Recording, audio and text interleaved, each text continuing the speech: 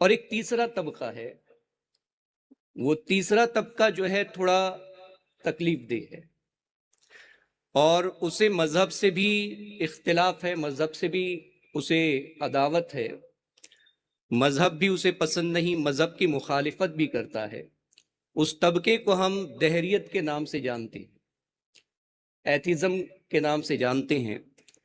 اور یہ طبقہ جو ہے آج کے دور میں، جیسے کہ ہم دیکھ رہے ہیں کہ ایجوکیشن کی فیلڈ میں لوگ اترے ہوئے ہیں، بہت زیادہ دوڑ لگی ہوئی ہے، اور ایسے موقع پر جو بہت سے ہمارے ایسے نوجوان جو دین سے کافی دور ہیں یا دین کی بہت زیادہ سمجھ نہیں رکھتے، تو یہ ایتھسٹ لوگ جو ہیں، ملحد جو ہیں، دہریے جو ہیں، یہ ان کے اس کورے ذہن کو بگاڑنے کی کوشش کرتے ہیں، اور ایسی بات رکھتے ہیں جو حالانکہ اگر دیکھا جائے تو ان کی کوئی وقعت نہیں، کوئی ویلیو نہیں ہے، لیکن اس کے باوجود وہ ان صاف ذہنوں میں اپنی ان باتوں کو اتارنے کی کوشش کرتے ہیں، اور انہیں بھی مذہب سے متنفر کرتے ہیں، مذہب کی مخالفت پر ابھارتے ہیں۔ تو اسی لیے اس موضوع کو یہاں پر ہم نے رکھا ہے، اور آپ لوگوں کو یہاں پر ہم نے مدعو کیا تاکہ آپ سے ہم کچھ سیکھ سکیں۔ تو میں زیادہ بات نہ کرتے ہوئے آپ کی بارگاہ میں، مولانا جاوید رضا نجمی صاحب قبلہ کی بارگاہ میں سب سے پہلے اپنا سوال رکھنا چاہوں گا دین کے حوالے سے، کہ دین کیا ہے، مذہب کیا ہے، اور یہ کیوں ضروری ہے۔ السلام علیکم ورحمۃ اللہ وبرکاتہ۔ لک الحمد یا اللہ والصلاۃ والسلام علی رسول اللہ صلی اللہ تعالی علیہ وسلم۔ دیکھیے، دین، مذہب اللہ رب العزت کا وہ عطا کردہ نظام ہے جی جو انسان کو عقائد، عبادات، اخلاق، معاشرت اور احکام کے اصول عطا فرماتا ہے، سبحان اللہ۔ اور اسی کے ساتھ ساتھ آخرت کی طرف رہنمائی کرتا ہے۔ بے شک۔ ہمیں کس نے پیدا کیا، کیوں پیدا کیا، زندگی کا مقصد کیا ہے، زندگی گزارنے کے اصول کیا ہے، جی مرنے کے بعد کیا ہوگا۔ گویا کہ مذہب انسان کو خالق سے جوڑتا ہے سبحان اللہ۔ اور اس کے لیے حدود مقرر کرتا ہے۔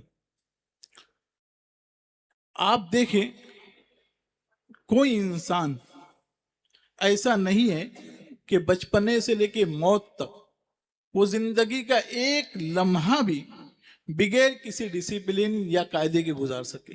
جی مثال کے طور پر لوگ کمپنی میں کام کرتے ہیں تو کیا کمپنی کے اصول نہیں ہوتے؟ بالکل ہوتے۔ بالکل ہوتے ہیں۔ جی وہ جب کمپنی میں جاتے ہیں تو کمپنی کے بنائے ہوئے قانون کے پابند ہو جاتے ہیں۔ جی کوئی یونیورسٹی میں پڑھتا ہے، کالج میں پڑھتا ہے، جیسے ہی وہ وہاں جاتا ہے اس پر کئی پابندیاں لاگو ہو جاتی ہیں۔ جی تو ہر جگہ اس کو قانون ملتا ہے، اصول ملتا ہے، چاہے وہ ہاسپٹل میں جائے، چاہے وہ مارکیٹ میں جائے، چاہے دفتر میں جائے، ہر جگہ اصول ہے۔ یہاں اجتماع کے بھی انسٹرکشن رکھے گئے۔ یہاں اس کے بھی اصول ہیں۔ جی اچھا، یہ اصول بنائے کیوں جاتے ہیں؟ تو آپ کہیں گے فائدے کے لیے بنائے جاتے ہیں۔ جی تو اصول، قانون، یہ ہم کو الجھن سے بچاتا ہے، نقصان سے بچاتا ہے، سبحان اللہ۔ انتشار سے بچاتا ہے۔ بے شک۔ میں آپ کو ایک مثال دیتا ہوں جی حضرت۔ کہ اصول کیوں ضروری ہے اور اصول کی پابندی کیوں ضروری ہے، اس کے کیا فائدے ہیں۔ مثال کے طور پر ایک سڑک ہے، جی اس کے چار طرف راستے جا رہے ہیں۔ اب وہاں پہ ایک سگنل لگا ہوا ہے، جی لیکن کوئی سگنل کو فالو نہیں کر رہا ہے، ہر کوئی اپنی من مرضی کے کام کر رہا ہے۔ کوئی اسپیڈ سے گاڑی آگے بڑھا رہے ہیں، کوئی رائٹ سائڈ جا رہا ہے، کوئی بائیں سائڈ جا رہا ہے، کوئی رکنے تیار نہیں۔ کوئی رکنے کے لیے تیار نہیں ہے۔ تو مجھے بتائیے، اس بات کے کتنے چانس ہے کہ گاڑی آپس میں ٹکرا جائیں؟ بالکل بالکل ٹکرائیں گے، کیونکہ کوئی فالو ہی نہیں کر رہے سگنل کو۔ یہاں ہم دیکھتے بھی ہیں کہ جام بھی لگ جاتے ہیں، ٹریفک جام بھی ہوتا ہے۔ اسی وجہ سے جام ہو جاتا ہے، کوئی جی یہاں جا رہا ہے، کوئی وہاں جا رہا ہے۔ لیکن اگر وہی سڑک ہے، وہی گاڑیاں ہیں، جی وہی رش ہے، لیکن ہر کوئی سگنل کو فالو کر رہا ہے، بالکل، تو کتنے چانس ہے کہ گاڑی آپس میں ٹکرائے؟ سب سکون سے گزر سکتے ہیں ماشاءاللہ۔ یہی قانون کا فائدہ ہے ہے، سبحان اللہ۔ کہ قانون کی وجہ سے ہم الجھن سے، پریشانیوں سے بچ جاتے ہیں۔ جاتے ہیں۔ یہ ہے اصول کا فائدہ۔ اب آپ دیکھیے مذہب اسلام نے ہمیں رولز دیے. کیوں رولز دیے؟ اچھا ایک بات ادھر یہ بھی دیکھ لیجئے کہ کوئی شخص جب کمپنی بناتا ہے یا کوئی بھی چیز بنایا جی تو وہ اس کے قانون کون بناتا ہے؟ وہ خود بناتا وہ ہے. خود بناتا ہے اور بالکل. وہ چاہتا ہے کہ میرے بنائے ہوئے قانون یہاں چلے. جی اگر کسی کا دفتر ہے تو اس کے قانون چلتے ہیں, کسی کی کمپنی ہے تو اس کے قانون چلتے ہیں, کوئی ملک کا حکمراں ہے تو اس کے قانون چلتے ہیں. بالکل. تو ہمیں کس نے پیدا کیا؟ ہمیں اللہ رب العزت نے پیدا کیا. سبحان اللہ. تو اللہ رب العزت نے جہاں ہمیں پیدا کیا جی اسی کے ساتھ ساتھ ہمارے اوپر احکام نافذ کیے, زندگی گزارنے کے طریقے بتائے. تو جو نظام حیات, نظام زندگی اللہ رب العزت نے ہمیں دیا ہے وہی اسلام ہے, وہی دین وہی مذہب ہے. سبحان اللہ. وہی دین ہے, وہی مذہب ہے. جی جی اچھا ادھر یہ بھی دیکھتے چلے دو انسان میں جھگڑا کب ہوتا ہے؟ کسی بات پر اختلاف ہو. اختلاف. جی جب دونوں اپنے آپ کو صحیح سمجھیں گے تب جھگڑا ہوگا. بالکل یہ ہوتا ہے اکثر. جب دونوں صحیح سمجھیں گے جی جی اور دونوں کو یہ سمجھانے والی چیز کی صحیح ہے وہ عقل ہے, ہاں عقل کی وجہ سے ہی یہ مسئلے کھڑے مسئلے کھڑے ہوتے ہیں. جی اس کو بھی میں ایک مثال سے سمجھاؤں. 4 لوگ سفر پہ نکلے, آگے جا کے راستہ بھٹک گئے. اب ان کے سامنے 4 راستے آ گئے.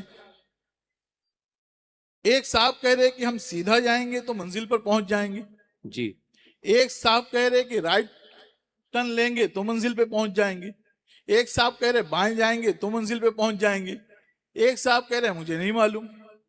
اب اگر چاروں اپنی اپنی جگہ اٹل رہیں گے نہیں یہیں جانا ہے تو جھگڑے ہوں گے. جھگڑے ہوں گے. لیکن اگر وہی صورتحال ہے لیکن ادھر کہیں سائن بورڈ لگا ہوا ہے کہ فلاں شہر جانے کے لیے آپ کو رائٹ مڑنا ہے, فلاں جگہ کے نہیں بائیں مڑنا ہے, تو جھگڑا ہوگا؟ بالکل نہیں. نشاندہی ہو جائے تو جھگڑا ہی ختم. یا جانے سے پہلے کسی نے انہیں بتا دیا ہے کہ اتنے کلومیٹر چلنے کے بعد آپ کو رائٹ لینا ہے, اس کے بعد لیفٹ لینا ہے, اس کے بعد سیدھا چلنا ہے, جی تو جھگڑا نہیں ہوگا. جی حضرت.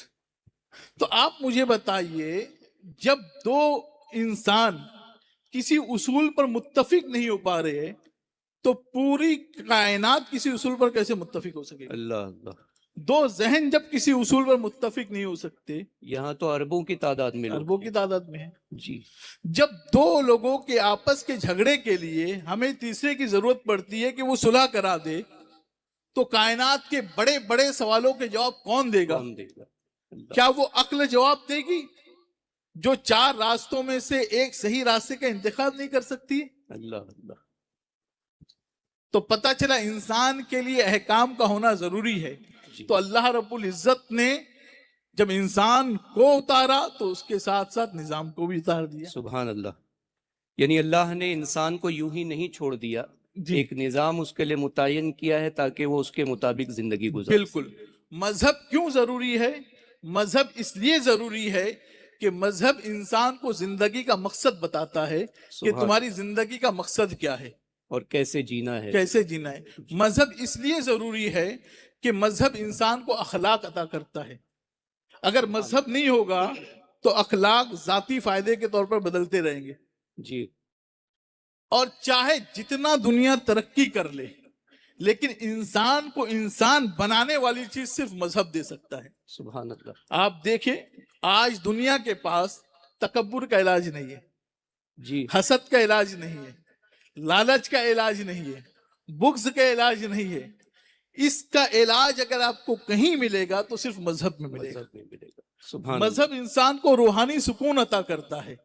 ہر بیماری کے تو علاج ہیں لیکن روحانی بیماری کے ہاں علاج کیونکہ مذہب روح کی غذا بھی ہے. جی سبحان اللہ. وہ انسان کو یہ سکھاتا ہے کہ عدل و انصاف قائم کرو. ایک روز تمہیں رب کی بارگاہ میں حاضر ہونا ہے اور اپنے کیے ہوئے اعمال کے بارے میں جواب دہ ہونا ہے. سبحان اللہ. جب یہ جواب دہی کا تصور ہوتا ہے تو ظالم ظلم کرنے سے بچتا ہے. بالکل. ورنہ ایک انسان سوچے گا, ایک ملحد سوچے گا میں جھوٹ کیوں نہ بولوں, اگر جھوٹ بولنے سے مجھے لاکھوں روپے کا فائدہ ہو رہا ہے تو میں جھوٹ کیوں نہ بولوں, چاہے میں کسی کو دھوکہ ہی دینا پڑے. دھوکہ دینا پڑے, میں سودی کاروبار کیوں نہ کروں. لیکن مذہب یہ سکھاتا ہے کہ اگر تمہارا فائدہ ہو، لیکن تمہیں یہ دیکھنا ہے کہ اسلام نے اسے جائز قرار دیا ہے، یعنی مذہب نے اسے جائز کسی کو نقصان نہ پہنچے، اپنے نقصان فائدے نہ- کے لیے دوسروں کو نقصان نہ نہیں پہنچائے۔ پہنچ تو سبحان مذہب اصول متعین جی۔ کرتا ہے، یہ ہے مذہب کیوں ضروری ہے اس کا جواب۔ سبحان اللہ۔